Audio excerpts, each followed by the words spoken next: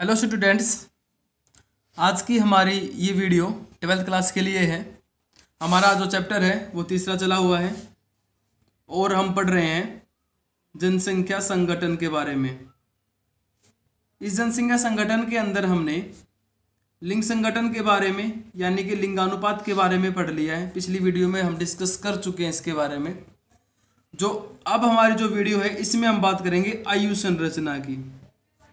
ठीक है, आयु संरचना बिल्कुल आसान और एक छोटा सा टॉपिक है, 9th क्लास में भी आ चुका है। ठीक है ना, तो चलिए, आशा करता हूं आप सब ठीक होंगे। तो देखो भाई, जो आयु संरचना होती है उसका मतलब होता है, इसका यहां पर हम इस परिभाषा निकालते हैं। पहले इसमें कहते हैं अलग अलग आयु वर्गों में, अलग अलग आयु वर्गों में हम किसको देखते हैं, यहां पर पुरुष और महिलाओं को देखते हैं।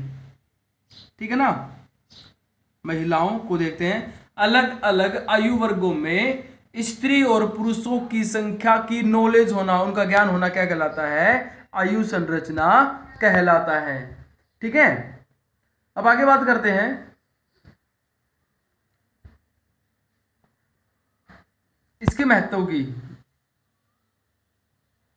आयु संरचना का महत्व क्या है, तो देखिए, इससे हमें एक तो ये पता चलता है कि किसी भी देश के अंदर जो पुरुष और जो महिलाएं हैं वो किस आयु वर्ग की अधिक पाई जाती हैं और किस आयु वर्ग की कम पाई जाती हैं। अलग अलग आयु वर्गों में हम जनसंख्या को या पूरे देश को बांट सकते हैं। ठीक है, दूसरा हमें यहां पर इससे जन्म दर का पता चलता है, उत्पादकता का पता चलता है, हमें यह पता चलता है कि आश्रित जनसंख्या कितनी है। ठीक है, या फिर यहां पर देखें तो कार्यशील जनसंख्या कितनी है। ठीक है, उसके बाद हम यहां पर मतदाता जान सकते हैं कि वोटर कितने हैं, मतदाताओं की संख्या जो होती है उनको जान सकते हैं। ठीक है, श्रम शक्ति के बारे में जान सकते हैं। तो ये जितने भी बातें होती हैं हमें किससे पता चलता है, आयु संरचना से पता चलता है, क्योंकि हमें अलग अलग आयु के हिसाब से आंकड़े प्राप्त हो जाते हैं। अलग अलग आयु के बच्चों के बारे में या अलग अलग बच्चे बोल गया मैं, अलग अलग आयु के जितने भी वर्ग जितने भी लोग हैं उनके बारे में हमें पता चलता है। तो देखिए, अब हम बात करते हैं कि ये जो आयु वर्ग है इसको कितने हिस्सों में बांटा जाता है। तो ये जो आयु वर्ग होता है इसको बनाया जाता है 3 हिस्सों में। ये जो पहला है बाल आयु वर्ग, दूसरा है प्रौढ़ आयु वर्ग और तीसरा है वृद्ध आयु वर्ग। वृद्ध आयु वर्ग भाई, बाल आयु वर्ग के अंदर 15 साल से कम के आते हैं भाई, 15 साल से कम यानी कि 0 से 14। इसके अंदर 15 से 59 साल के आते हैं और इसके अंदर आते हैं 59 से ऊपर के सारे। ठीक है, ये हमारे 3 आयु वर्ग हैं। अब इनकी विशेषताओं के बारे में जानते हैं। तो देखिए, पहला आता है बाल आयु वर्ग। बाल आयु वर्ग हमें पता चल गया 0 से 14 साल के शामिल होते हैं।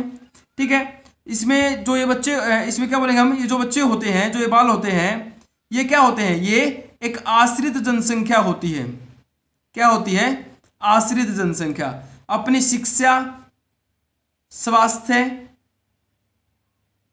भोजन, कपड़े, इन सभी आवश्यकताओं के लिए क्या होते हैं, ये अपने जो बड़े होते हैं घर के अंदर, जो कार्यशील जनसंख्या जो वर्ग होता है उनके ऊपर क्या होते हैं, उनके ऊपर ये डिपेंड करते हैं। ठीक है ना, तो इसको हम क्या बोलेंगे, इसको हम आश्रित जनसंख्या बोलेंगे, जो 0 से 14 साल के में आता है।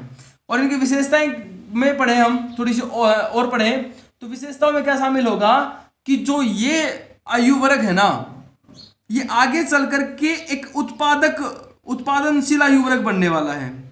ठीक है, यानी कि इससे हमें भविष्य का पता चलता है। अगर हम किसी देश के बारे में देख लें कि बाल आयु वर्ग कितना पाया जाता है, अगर वहां पर बच्चों की संख्या अधिक मिले तो इसका मतलब क्या है कि आगे चल करके उत्पादनशील जो वर्ग है वो बढ़ने वाला है, यानी कि कार्यशील आयु वर्ग की जनसंख्या बढ़ जाएगी जब ये बढ़ेंगे।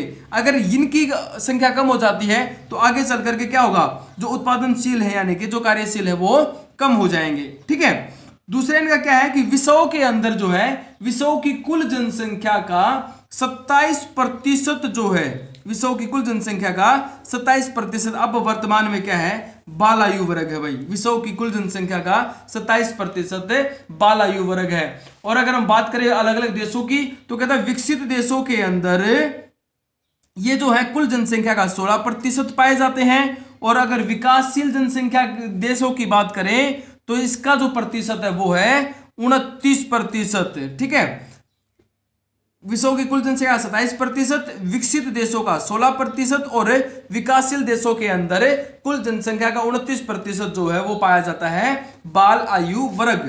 अब बात करते हैं दूसरे की बात करें, प्रौढ़ आयु वर्ग। प्रौढ़ आयु वर्ग, ठीक है, तो इसमें क्या है, ये जो है 15 से 59 के बीच में आते हैं और इनको हम क्या बोलेंगे, कार्यशील जनसंख्या बोलेंगे। यानी कि ये उत्पादनशील होते हैं, ये उत्पादन करते हैं। ठीक है, और इनके ऊपर जो आश्रित वर्ग है वो डिपेंड होता है। ये उनकी खुद की भी और अपने परिवार के अंदर जो आश्रित वर्ग है उनकी शिक्षा, स्वास्थ्य, भोजन, कपड़े सबकी आवश्यकताओं की क्या करते हैं, पूर्ति करते हैं। कौन, कार्यशील जनसंख्या यानी कि कार्यशील आयु वर्ग। ठीक है, और बात करें अगर विकसित देशों की, तो कहता है विकसित देशों के अंदर 68% जनसंख्या, विकसित देशों की 68% जनसंख्या, 68% जो जनसंख्या पॉपुलेशन है वो क्या है, वो प्रौढ़ आयु वर्ग है। ठीक है, विकसित देशों की 68% जो जनसंख्या है वो क्या है, प्रौढ़ आयु वर्ग यानी कि इसमें आती है। और अगर विकासशील देशों में देखें तो विकासशील देशों की कुल जनसंख्या का 65% क्या है भाई, प्रौढ़ आयु वर्ग है, यानी कि 15 से 59 वर्ष के बीच में शामिल है। यानी कि वहां पर इतने कार्यशील या क्रियाशील पाए जाते हैं। ये जो होते हैं ये उत्पादक भी होते हैं। ठीक है, सभी चीजों का निर्माण करने वाले होते हैं। उसके बाद हम अगर बात करें, प्रजननशील होते हैं यानी कि वंशवृद्धि को आगे बढ़ाते हैं। जन्म दर और जन्म जो है उस प्रक्रिया को आगे लेकर के चलते हैं। अब बात करते हैं वर्धायु वर्ग की, और इसमें बात करें हम तो ये आता है 59 से ऊपर भाई। ठीक है, हमारे यहां पर आपने देखा होगा 58 के बाद रिटायरमेंट दे दी जाती है, तो यानी कि 59 से ऊपर वाले जितने हैं वो सारे वर्धायु वर्ग में आते हैं। और ये भी क्या, इनको हम क्या बोलेंगे, ये होती है आश्रित जनसंख्या भाई। ठीक है, और ये भी अपने स्वास्थ्य और भोजन के लिए डिपेंड होते हैं। और किन पे डिपेंड होते हैं, कार्यशील जनसंख्या आयु वर्ग पर।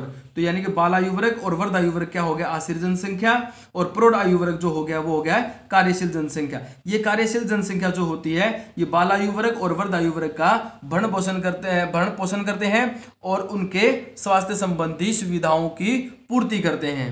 ठीक है, और ये कहता है कि जितना ज्यादा वर्ध आयु वर्ग होगा उस देश के अंदर प्रजनन जोशीलता होगी वो बहुत ही कम होगी, उत्पादन भी वहां पर बहुत कम होगा भाई। ठीक है, तो ये था आज का अपना टॉपिक जिसके अंदर हमने आयु संरचना के बारे में पढ़ा। अगर आपको कोई कुछ समझ में ना आया हो तो मुझे कमेंट बॉक्स में जरूर बताइए और वीडियो से संबंधित फीडबैक जरूर दीजिए। Thank you.